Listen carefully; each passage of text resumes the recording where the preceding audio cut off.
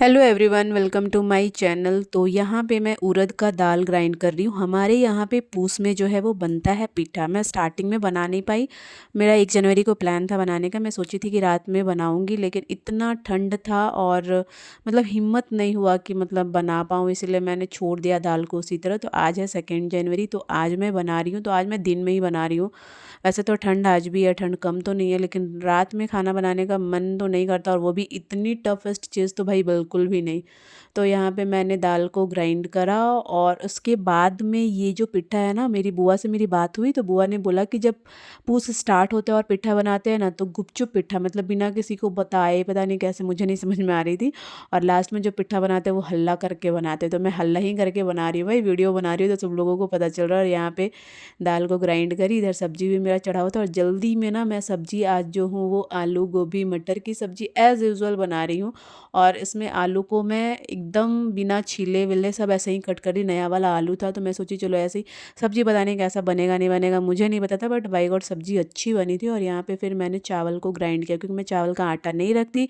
मुझे जब भी पिट्ठा बनाना रहता है तो मैं चावल को ही फूलने के लिए डाल देती हूँ और फिर उसी से आटा तैयार करती हूँ। तो यहाँ पे फिर जब तक मेरा सब्जी पक रहा था तो मैं यहाँ पे सोची चलो गन्नू को भी मालिश वालिश करके रेडी कर देती हूँ। भाई ये भी बहुत टफेस्ट काम है, मतलब घर के कामों में ये भी इंक्लूड हो जाता है ना, तो पता ही नहीं चलता कि समय कब निकल जाता, कैसे निकल जाता, नहीं पता चलता। शाम हो जाती है, रात हो जाती है, सोने का टाइम आ जाता है, पता ही नहीं चलता समय कैसे बीत गया। उसके बाद मैं इसको जल्दी जल्दी इसका बाल वाल झाड़ी, क्रीम व्रीम लगाई, और फिर मेरी थी नहाने की बारी, क्योंकि मैं भी नहीं नहाई थी।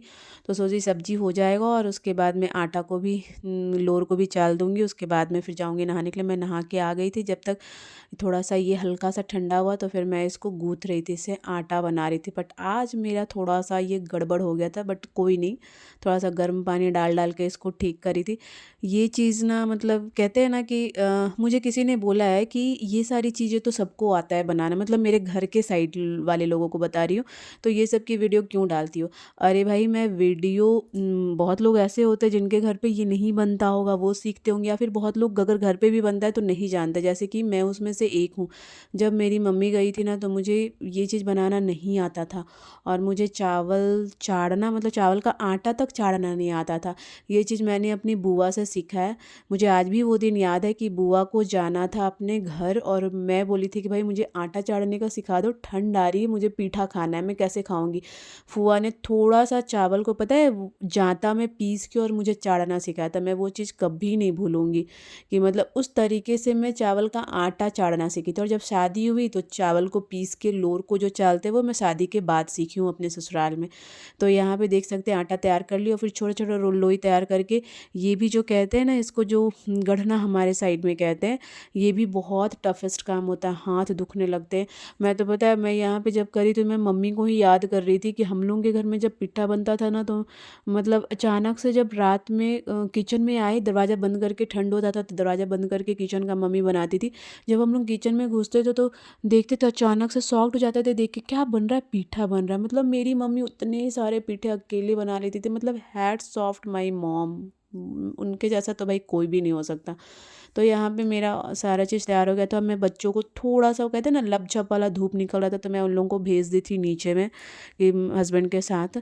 और तब तक मैंने एक बार ना थोड़ा सा डाला, क्योंकि 3 बज गया था और सब लोगों को भूख भी लग रहा था।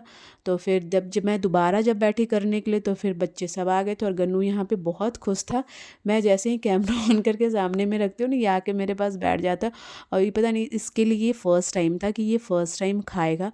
और उसके बाद में फिर जब हस्बैंड बैठे हुए तो मैंने उनको भी बोला, भाई थोड़ी सी तो हेल्प कर दो, कम से कम ये गोल गोल तो कर दो, ताकि मैं जल्दी जल्दी कर लूँ, क्योंकि मेरे भी हाथ ना दुखने लगे थे।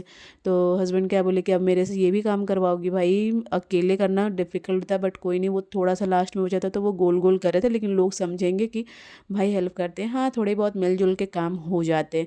तो यहाँ पे मेरा पहला वाला जो स्लॉट है वो रेडी हो गया। तो देख सकते हैं कितना खूबसूरत लग रहा है। फिर मैंने इसको निकाला, और पीछे से ना मेरे हस्बैंड ना कुछ मतलब बोल रहे थे, तो मुझे ना निकालते निकालते ना बीच में बहुत तेज हंसी आ गई। मुझे एक्चुअली वो बात याद भी नहीं है कि वो उन्होंने क्या बोला, लेकिन आप देखोगे कि अचानक से मैं इतनी तेज़ हँसने लगी, पता नहीं उन्होंने कुछ बोला था कि मुझे बहुत तेज़ हँसी आ गई। और फिर मैंने यहाँ पे निकाला और गरमा-गरम सब बैठ गए खाने के लिए। तो ये हमारा आज का ब्लॉग है, ये आपको कैसा लगा आप एंड में तक देखना और ज़रूर बताना। और यहाँ पे लास्ट में मैंने थोड़ा-सा पैक किया अपनी दीदी के घर लेके जाने के लिए।